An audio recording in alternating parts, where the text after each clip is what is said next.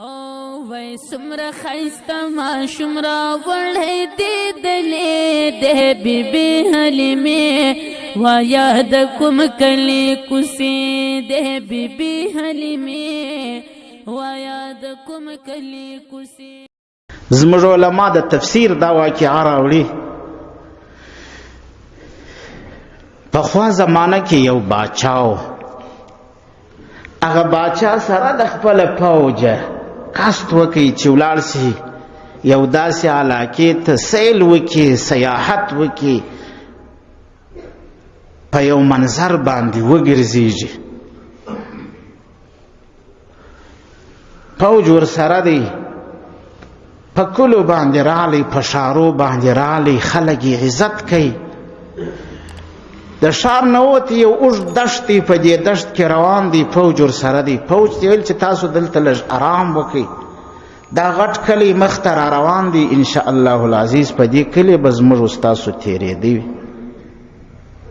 د پوج نه دی مخکې لږ ولاړی، په دې غټ کلي کې د یو کور دروازه یې وټکوله. باچا دی، باچا.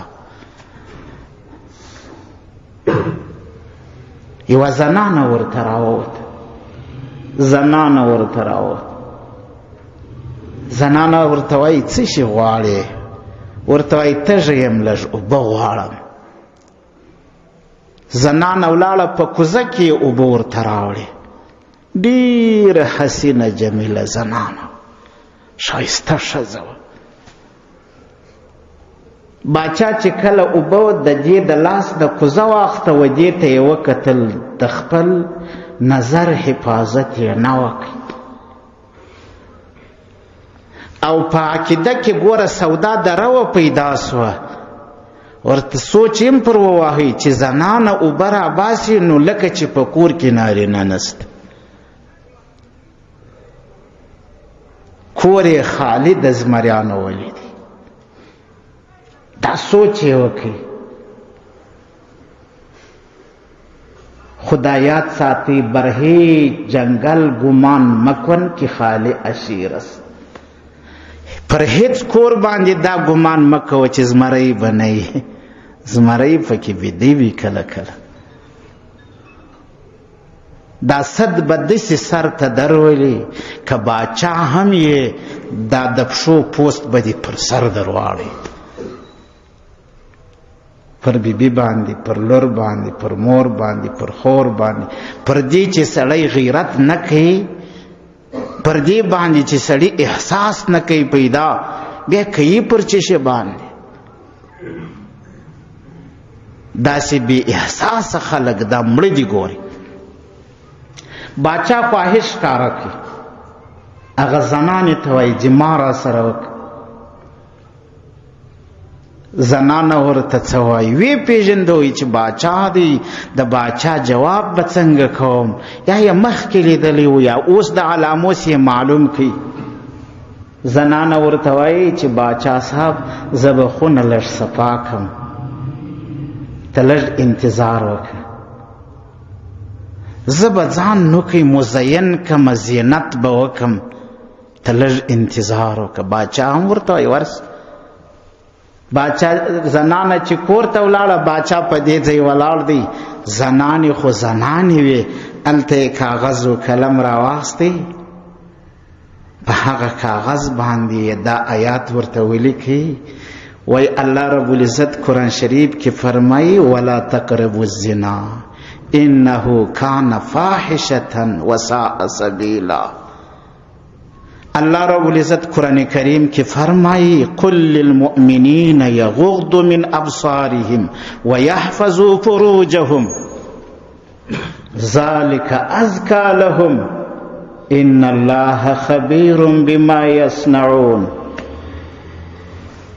زنانې چې کله ورته هغه کاغذ باچا ته ورکړي، د باچا په بدن باندې لرزه راغله چې الله تعالی ما ویني، الله رب العزت به په دې فعل عذاب راکوي، الله رب العزت ما په جهنم باندې سوځي، بیا زه څنګه دا ناروا قبیح عمل زنا وکړم.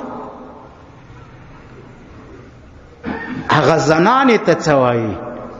زنانې ته وایي معذرت غواړم، ما معاف که چې څه زما د خولې څه ووته، چې څه زما سترګو ستا څه منعکس که، ستا تصویر یې راواخیستی، دا ما ته معافي وکړه.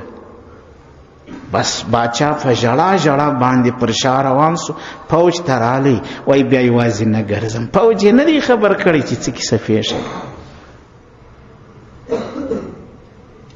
پاکه ښځه چې همداسې خوند کوي. ګورئ ماښام چې د دې ښځې خاوند کور ته رالی، هغه زنانه ورته وایي سړی ورته وایي نن خو باچا رالی، زموږ د کور اوبه یې وڅښولې.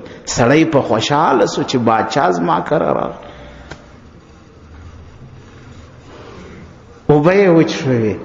خو باچا پوښتنه وکړه، ورته وایي چې دا اوبه چا ور وایستې؟ ورته وایي ما ور وایستې. تا ور وایستې؟ زموږ د زمانې د خلکو ښځې په کوڅو کې ګرځي، دی باک نه بریتونه هم پر مخ لري، برېت دې خاورې سي، خپلې لوڼې مزدورانې کړي، بریتونه دې وخېږه. تا هم بریتونه پرې ایښي دي، ستا هم پر سر ویښتان دي، ته هم غیرت ذره لرې ګرځره چې لور دې په دفتر کې مزدوري کوي، ماینه دې مزدوره ده د بل. غیرت دې څه سو؟ لږ غیرت خو وکړه، شرم وکړه، حیا وکړه. غیرت که دې ختم دی، شرم خو به در کې پکښې. هغه سړی ورته وایي چې ته ور ووتې، باچا درته وکته؟ وایي هو راته ویې کته، پر هغه سربیره یې د زنا خواهش هم راسه وکړي. هغه سړی غیرتمن و، هغه سړی شجاع و، هغه با احساس و. زنانه په دې ځای پرېښو او لاړې هلته بیده سو.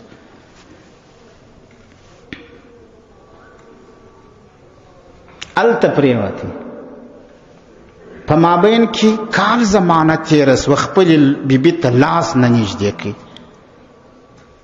بیبي خپلو ورونو ته، خپلو قریبانو ته شکایت وکړي چې دومره پیښه سوې ده چې ما باچا ته اوبه ورکړې دي، باچا زما څه خواهش د زنا کړی دی، خو ما زنا نه ده کړې، باچا په ژړا کړلی دی، ما ورته دا 2 آیاتونه پیش کړي دي، پر کاغذ مې ورته لیکلي دي، ما سره خپل خاوند نږدېکت نه کوي.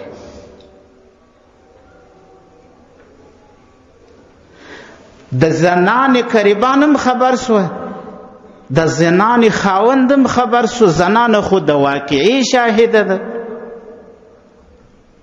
دا سره کښېنست، هغه وایي نه کېږي، داسې ښځې ته بیا زما لاس نږدې کول دا نسي کېدلی.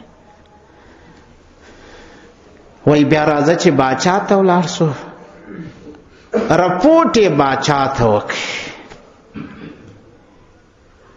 څنګه ورته وایي پخوا خلک ډېر هوښیار وو، ډېر هوښیار وو. اوس خو خلک ساده لوحه و، ساده مزاج دي، په ټکي نه پوهېږي غریبانان. په کنایي کې ورته وایي دا سړي ته موږ مځکه په اجاره ورکړې، دا زموږ څمځکه په اجاره اخیستې وه، څو کاله یې دا مځکه ډېره ښه ساتل، اوبه یې پر لګولې، د دې اصول یې اخیسته، د دې مځکې میوه یې خوړل. اوس یو کال قدر کېږي چې دا مځکه یې دغی پرې ایښې ده، نه موږ ته بیرته په لاس راکوي خپله مځکه، نه دی کري، او وهم د دې دی، خطره د دې ده چې مځکه نه کري، آخر دا مځکه فاسدېږي، خرابېږي. باچا نسو پفو د دې په خبره باندې، مخ یې راواړوي هغه سړي ته، د دې ښځې خاوند ته وایي سړی دې مځکه درکړې ده؟ ولې؟ ورته وایي صاحب خبره خو داسې ده، رښتیا ده د دې خبره، د دې مځکه ډېره حسینه جمیله ښایسته مځکه وه، ما کرل، ما اوبول، ما یې فصل اخیستی، ما یې ثمره و میوه ځان ته حاصلوله، خو لیکن دې مځکې ته زمری داخل سوی دی.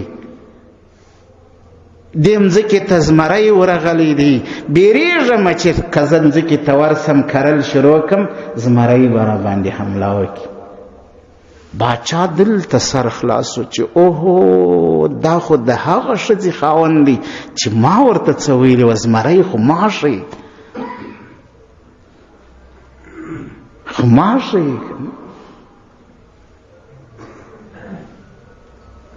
باچا ورته وایي سړی په الله قسم چې ستا مځکې ته زمری دومره ورغلی دی چې پر پوله ورته درېدلی دی، نور اخواته نه دی وراوښتی.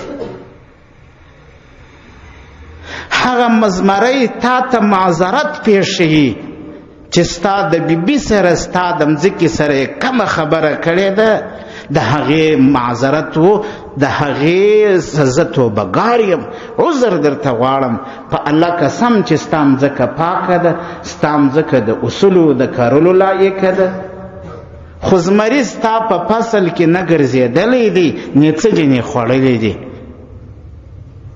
چیرې هم ستا هغه مځکې ته زمري پښه هم نه ده اړولې، لاس یې هم نه دی غځولی.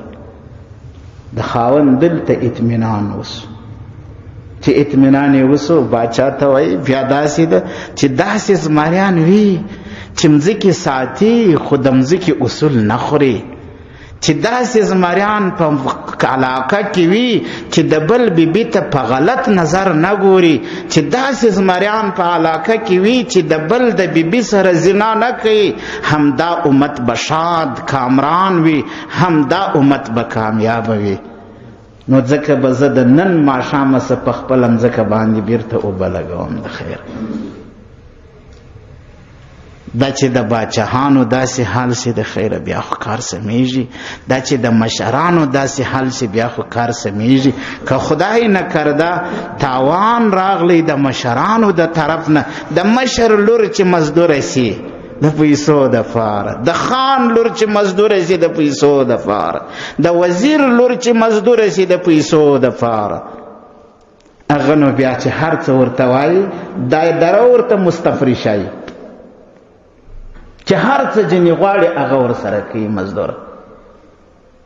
الله رب العزت دې د دې څه موږ ته نجات راکړي. زموږ الله پاک ته د الله پاک ذات مقدسه ته صفا ستره د زړه د کومې توبه ده، الله دې زموږ ګناهونه معاف کړي. چې څومره مسلمانان په تکلیف دي الله دې په استراحت کړي، چې څومره مسلمانان د الله د دین خدمت کوي الله دې حافظ و ناصر و راورسي. الله رب العزت دې موږ و تاسو زموږ و ستاسو مور و پلار د حشرګاه میدان ته په سپین مخ کې راولي. الله تعالی دې مې د رسول الله د مبارکو لاسونه د حوض کوثر اوبه نصیب کړي. و آخر دعوانا الحمدلله.